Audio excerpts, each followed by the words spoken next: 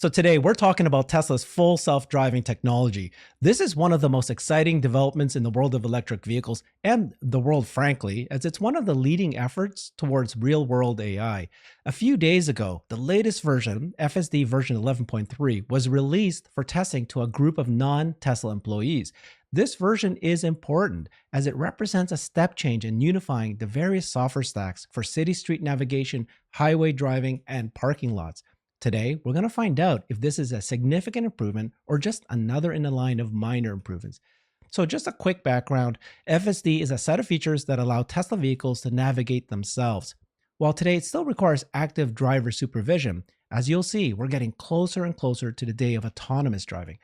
And while it's still in beta testing, there are now 400,000 owners in the US and Canada that have access to FSD beta in their vehicles.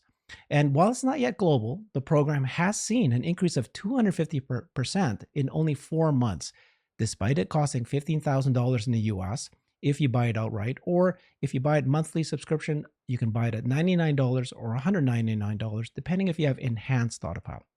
So during the last earnings call, Elon Musk said that the total miles driven with FSD beta outside of highways reached 100 million miles. That adds significant amounts of data that trains the neural net to improve the system. We have Chuck Cook joining us today to share if he thinks this new version is a significant improvement. Thank you so much again. Welcome, Chuck. Appreciate you joining me. Glad to be here, Herbert. Let's get going. Yeah.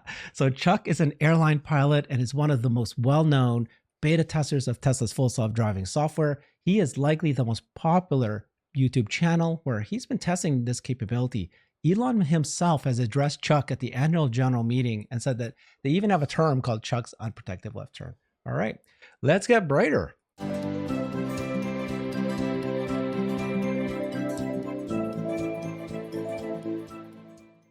So, Chuck, Right. Let's get started with just a high level. You've received FSD beta 11.3 earlier than most other people, right after the employees. Let's just get right to the list. What are the things that you see that are better with this, and what are the things you see that are worse? Yeah. So it was a long wait, right? We thought we were getting 11 back pre-Thanksgiving. There were just enough leaks that we thought, so obviously they've continued to really hone on this software and make it what I think they have actually delivered. FSD 11.3.1 is the version that was delivered to non-employees. And Elon has said maybe one more point released to a .2, and it could go wide. And after having driven it since midweek, I do think it's going to go wide at .2. It is a solid build. And when I say solid build, there aren't many regressions. There are still things in there that it still does, just like the previous version, but it didn't really introduce, that I haven't seen yet, any more new unsafe behaviors that a trained FSD driver, safety driver, couldn't handle. But it still does require a positive attention. And it is amazing to see the blending of the city streets and the highway modes, because many of us drive from our homes to work or back and forth, and it integrates these two phases. And the software stacks really did behave differently depending on the operational design domain you're in, highway or city streets mode. And now it's seamless. There are no indications of going between one or the other that I can possibly find. And it really does kind of create a sense of smoothness, even if that's a placebo, because there's no shifting of software code. And that smoothness translates, I think, to some better decision making. I've got some video out there and some things it's not doing quite right, but in hard situations where a human, has to make good judgment calls, perhaps based on experience, that I think with more and more training sets, the car will get that experience over time. I've been hearing people saying that it's actually much more smooth and much more feels like it's making decisions more like a human. Yeah, I think the making decisions more like a human is in reference to many in the release notes. Gosh, that would be a whole video on its own, going through each of those items that was highlighted in the release notes, is about making decisions in a more timely manner. And when you say more human-like, it's like taking in more factors, things that you can't see, but that are coming. Like, for example, coming home, you're going to turn right in the right lane. Let's not be 3 lanes over. Let's be in either the middle lane or the far right lane, so that should something happen with traffic, you don't need to fight your way over at the last minute. The previous versions found itself in that situation very frequently, where it was making good lane changing decisions, but not in the context of what is coming in the future with regards to navigation. They feel like they blended that a little bit more to where it feels like it's thinking ahead a little bit more. Obviously, thinking is not the right word to use, but that human-like feeling of decision making, it does come across that way a Yeah. little bit more. I saw this one clip that you had in your videos, which I thought was really cool. It's that common scenario where you're in the highway and you need to exit, but there's a big long lineup of people on the exit lane.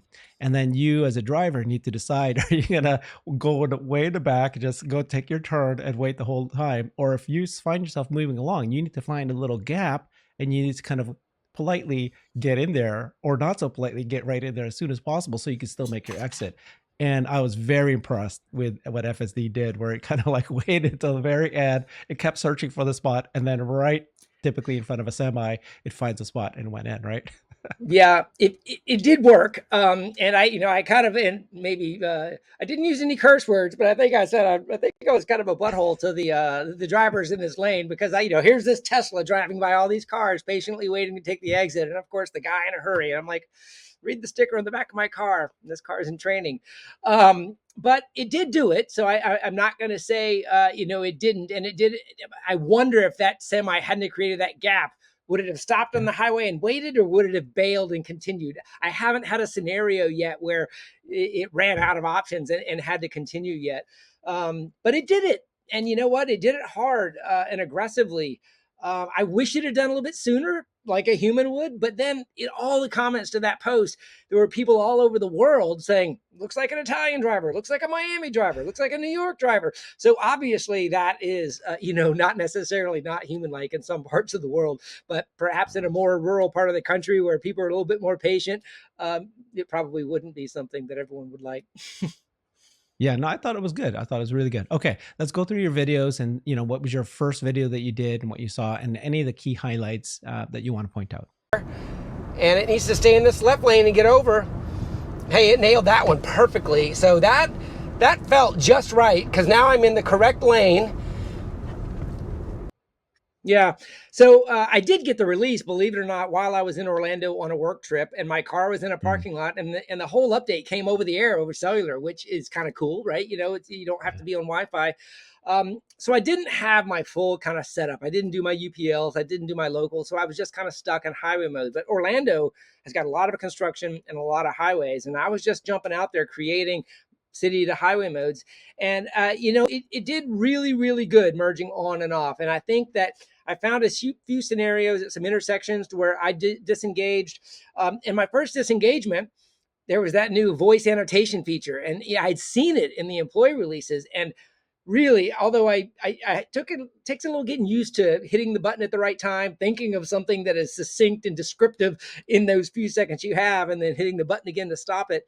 But that's got to add a lot of context so the engineers can more accurately understand why something was snapshotted, because that little snapshot button that not everyone has anymore, I can only imagine a team of engineers looking through video from the car and trying to figure out what in the heck was wrong.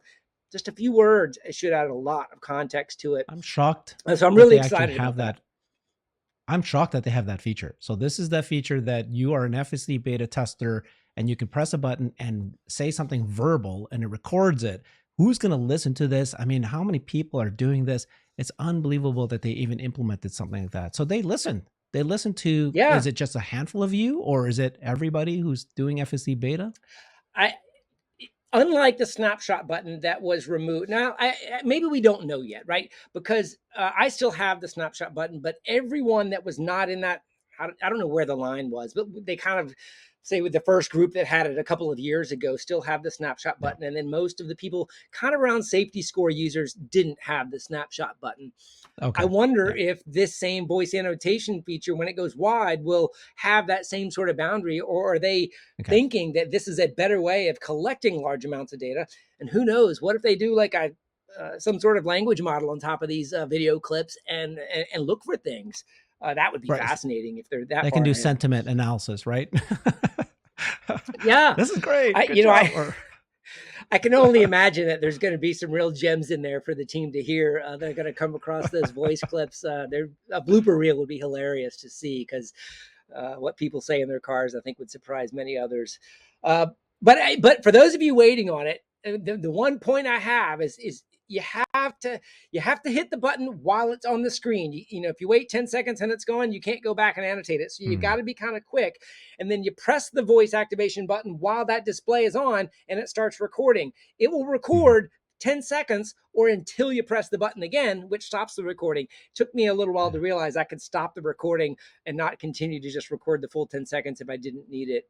But that would be my favorite new feature, honestly, because it's completely new and it's got to help the team, basically get through this data that they're downloading. Like you mentioned, all those hundreds of millions of miles. Yeah.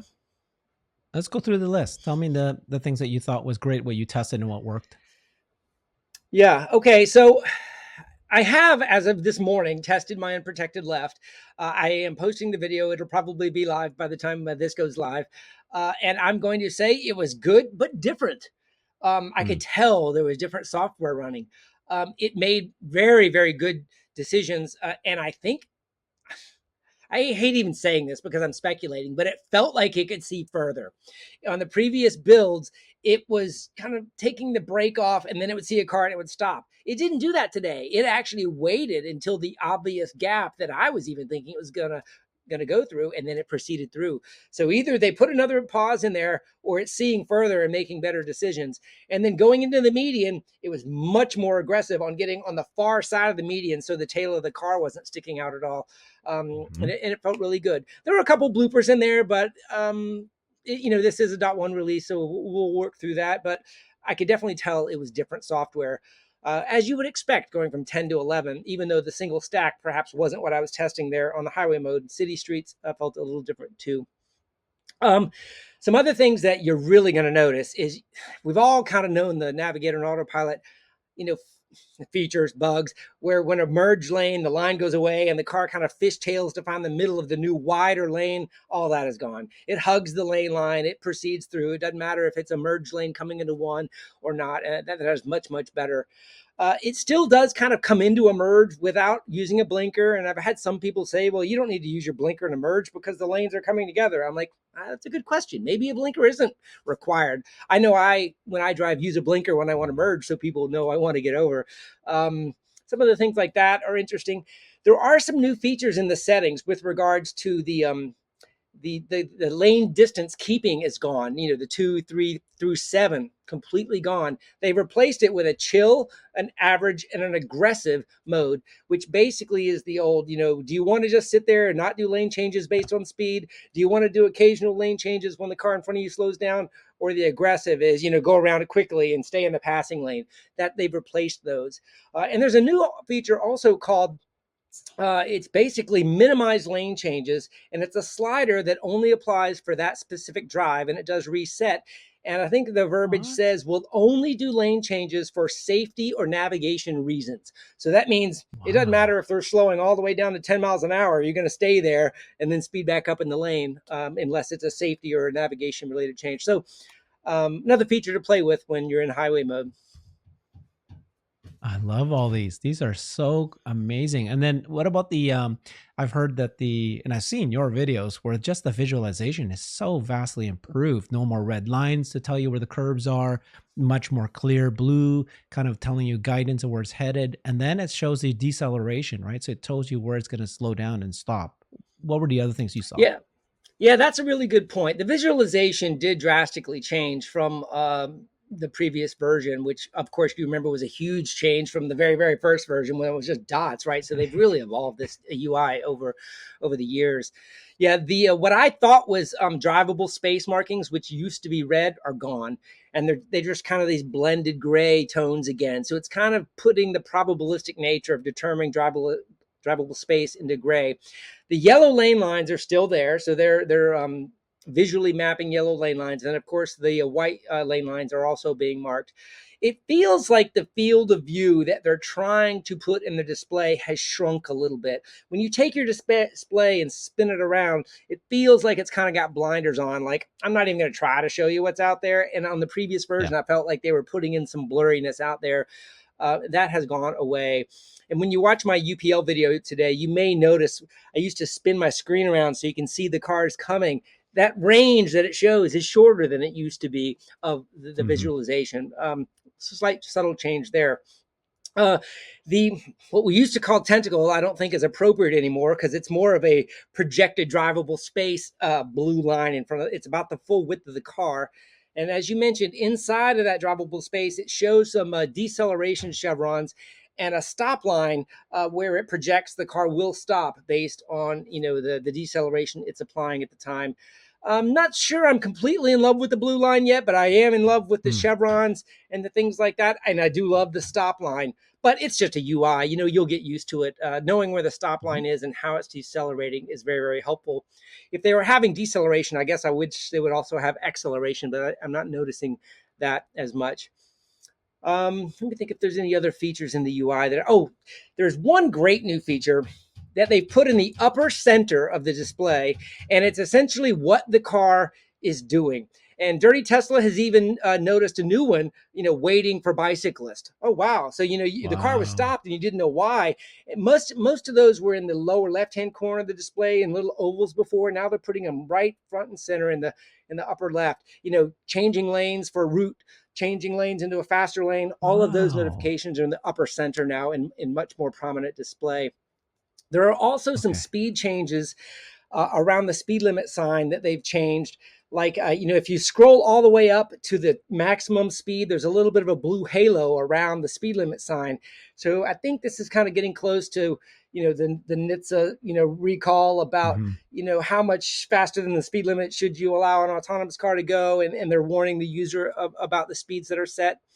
And with that, they also took away the fixed offset that was available, and it's only a percentage now. So you can't have 10 miles over, and if you were in a 25-mile-an-hour zone, it would go 35. You can only have like a percent mode. I do think it does go all the way up to 30%, though, which is a pretty high percentage. I think I leave mine around 10, which means in a 70, you go 77, in a 50, you're going 55. So, that kind of override is what I typically drive.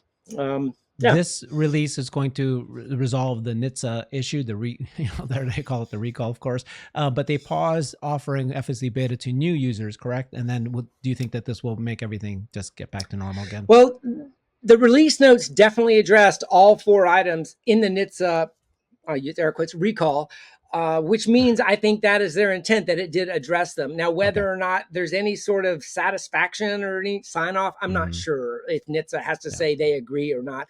But Tesla Okay. addressed them, and in my mind, those features are satisfied. One of the interesting ones was how it slows down and accelerates in proximity of a speed limit change. So if you were in a 50 and it came up to a 40, it took like a while to slow down to 40. Nitza didn't like that. They said, no, you need to slow down to 40 sooner, as soon as you get to the sign. They've changed that behavior. Sure. But on the other side, they've also changed it. If you're going from a 40 to a 50, it actually starts its acceleration ramp just a little bit if it knows it's there based on map data before you get there. So there definitely are some nuances in there, and I think on the .2 release, even if Nitza didn't like everything, they could tweak them uh, It for a is, full release. yeah. Listening to you and walking through all these things that we're talking about, it is just mind blowing, to tell you the truth. I mean, if you listen to it and think about it, it's crazy how, yeah, we're talking nuances now. And the car is friggin' driving, it's stopping at stoplights, it's turning at the right places. It can do an unprotected left turn, which is one of the more complicated things. It can do roundabouts. Um, the one that I was most just shocked about was the typical, not typical, I guess, the edge case where you're driving in a highway and a stray tire comes bouncing Yeah, along, and you caught that in one of your videos. I don't know, do you know where that yeah. tire came from? But you saw it, and the So car had the I visualization of seeing it, right? it did see it, and first of all, that was a very, very dangerous scenario. It was a big Yes. tire, like a big Wow. truck tire. If that had hit a windshield, Yeah. um, it'd have been very, very dangerous.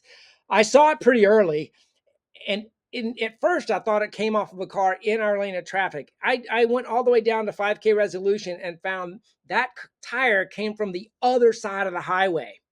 So it Oh. bounced over the median and was bouncing down our side of the highway, and it did not hit anyone that I saw or noticed. But the fascinating thing that you're trying to point out, and I, of course, did not see this in real time, and the car did Yeah. not do any reaction to it. I did not feel a slowdown. I put my hands on the wheel, was getting ready to disengage. But Should it I was in the needed far right to? in the shoulder, and it was, but it was following. It saw it, right? It came from the left to the right in front of me. Mm-hmm. And with the spinning tire, you don't know where it's going to go. So I had initially picked it up in my vision, uh coming, kind of in my lane, but by the time my car got up to this, it had crossed over to the other side. And in the Mm-hmm. occupancy network, if you don't know what that looks like on the display, they display, it looks like little piles of trash. They're little blobs. And I think it's just the 3D asset for, I don't know what this is, but I see something is Mm-hmm. there. You see it next to trash cans if you have piles of leaves. You see it next to cones. If there's a barrel there, because it doesn't have a rendering for a barrel, so it puts this little pile of leaves looking thing there. But here was this little blob moving across the highway, which tells me it saw it, which tells me in the future, should it need to, Yeah. it should be able to react to it, right? Yeah. Obviously you don't want to react to a plastic bag, that, and get you in an accident for Mm-hmm. something that's not rigid. So that's going to be a difficult decision making kind of a tool of what to react to and what not to react to when you're traveling highway speeds. But the fact that I caught it on the visualization, was able to use the arrows and show everybody, I think it was a good point that the occupancy network is working in real time. And the fact that it visualized, saw it, right? This thing is moving along. Who knows what this is? It's not your standard car. It's not your standard tree. It's something moving along. It caught it. It's tracking it, and so then it knows it will. If it can safely do avoidance, it will do the avoidance. That's Right. that's that's Yeah. that's brilliant. I just think that that's amazing. So let's talk hardware 4. A lot of people have been saying that there. Yeah. So first of all, there was a comment that Elon made at the last meeting. He said that hardware 3, which is what most of our cars are have in it, is about two or three times safer than a human, and then hardware 4 should be 5 or 6 times safer than a human. And then he said that we're not going to do retrofit, but then we're seeing what hardware 4 is. It's starting to roll out, and people are saying that it's actually got less cameras as opposed to more. We were all expecting cameras at the bumpers. What was your reaction to all this? Confusion, really, because I mixed information sources. So Green, the only did post some actual photographs of hardware 4, counted the video, counted the radar, counted some of the other things, and we're like, oh, okay, so, but that means the computer has the capability, right? It doesn't mean every car is going to get it. That means that this is the definition of hardware 4. But then you go back to, remember, hardware 2, and then they created a 2.5, and then there was hardware 3. And it kind of almost makes me wonder, are we in a 3.5 mode or not? Are they actually going to use all those cameras? But then there's a whole other debate that maybe those camera ports are for the Cybertruck and the Semi, and they don't Right. need to put those camera ports on the SX3 and Y. Obviously, I'm an advocate for additional cameras forward the B pillar, looking left and right. I do not feel the B pillar location is adequate to remove the driver. I haven't changed my stance on that. I was very hopeful that a few of those extra ports were going to be put somewhere in the vicinity of the headlights or the bumpers. We could also tweak the repeaters too. There's a way of using the repeaters to look better left and right with a little bit of a tilt and a little bit of field of view improvement. But Mm-hmm. we don't know. But the hardware that is coming out, it does look like the cameras are higher resolution. So the rumors of the Samsung 5.7 megapixel cameras, looks like they're actually coming, and that is from people that have downloaded the actual dash cam footage, and it is higher resolution than previous hardware. So that's a good signal there. And the radar seems to be there. It's in the parts catalog, and there's also an interior radar for driver monitoring, or perhaps baby monitoring, or you left your child in the car, kind of a thing, whatever you would want to use an interior radar for. But the high resolution radar they put on the front, I think there's a whole lot that we're going to learn in the future. Maybe another autonomy day discussion to say how they're going to reintegrate that piece of equipment into the cars. And how that sensor fusion will blend. Elon did put out that tweet. The only radar that is relevant is high definition, which was the clue that it was probably coming back. Yeah. But the low def radar that we all had, and I still have installed, just was creating more problems than helping. Yeah. All right, let's talk about Investor Day. So Investor Day, one of the most exciting things we saw was this, the coming Gen 3 platform, potentially, is it a compact car? Is it a robo taxi? They had covered, just an icon of a car, but they didn't show us the reveal of the design. And then when he was asked the question, Elon said that it was he continues to say that the next gen platform is going to be mostly autonomous, which is a change in his words, because he used to say that the Gen 3 is going to be, I mean, robotaxi autonomy. Then he kind of seemed to backtrack and start talking about the compact car again, because I guess maybe Yeah. autonomy and robotaxi is not progressing as fast as we all hoped it was. What was your take on what is coming? What is the next gen platform? Yeah. There's a few other pieces of information that are weaved into that over time. And it's Franz speaking at the museum saying that his favorite project ever is the one he can't Yeah. talk about, which, there's two on that map. There was something the size of a van, and there was something the size of a smaller car that could be an autonomous.